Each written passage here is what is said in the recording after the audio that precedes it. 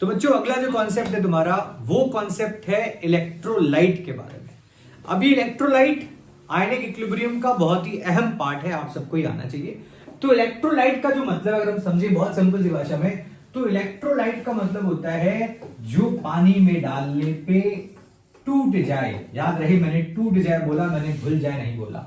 जो पानी में डालने पे ऐसे substances which get dissociated into their ions are known as electrolytes. ठीक है, अब इलेक्ट्रोलाइट्स या तो पानी में डालने पे या पिघला देने पे, मेल्ट होने पे, है ना, जो टूट जाए जिसकी वजह से वो कंडक्ट करेगा इलेक्ट्रिसिटी, तो उसे हम कहते हैं बच्चे कि वो इलेक्ट्रोलाइट्स होता है।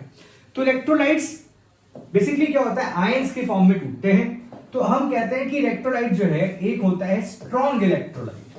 या सबको आना चाहिए एक कॉन्सेप्ट है बच्चे स्ट्रॉन्ग इलेक्ट्रोलाइट का।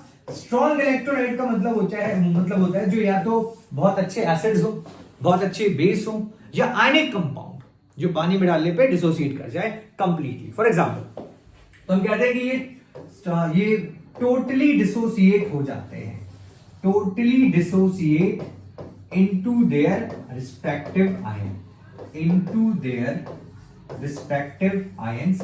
इसे हम कहते हैं बच्चों कि ये इलेक्ट्रोलाइट्स होते हैं। तो अगर हम ध्यान से समझें तो इसका बेस्ट एग्जांपल आपकी लाइफ में क्या हो गया जी, देखिए लेट्स सपोज NaCl आप कह सकते हो, then we have NaOH, then we have H2SO4, ये भी पानी में डालने पे पूरी तरीके से टूट जाएगा। देन वी हैव HCl, ये भी पानी में डालने पे पूरी तरीके से डिसोसिएट कर जाते हैं। तो ये कहलाएंगे आपके स्ट्रॉन्ग इलेक्ट्रोलाइट्स। अब अगली बारी आती है बच्चों वीक इलेक्ट्रोलाइट की।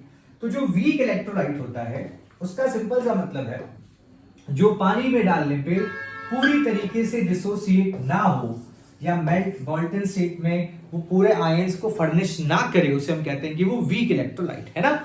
तो वीक इलेक्ट्रोलाइट का सिंपल सा मतलब अगर हम समझे बच्चे तो इसका सबसे सिंपल मतलब होता है जो मैंने आपको बताया, which do not get completely dissociated into ions in water।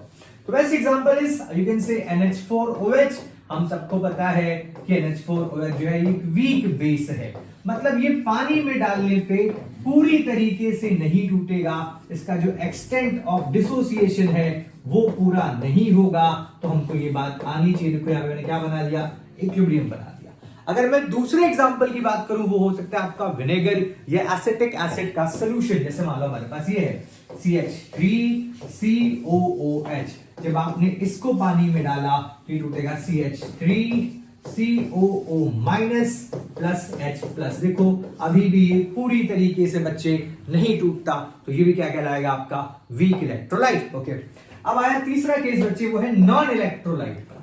तो नॉन इलेक्ट्रोलाइट जो होते हैं बच्चों वो पानी में डालने पे डिसोसिएट ही नहीं करते, वो पानी में डालने पे टूटते ही नहीं। द बेस्ट एग्जांपल जो आपको आना चाहिए, जो मोल चैप्टर में है, जो सॉल्यूशन चैप्टर में है, वो क्या है बच्चों, ग्लूकोज सॉल्यूशन।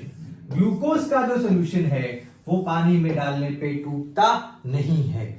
अच्छा, then we can say sucrose solution, then we can say बच्चों then we can say urea solution NH2CONH2।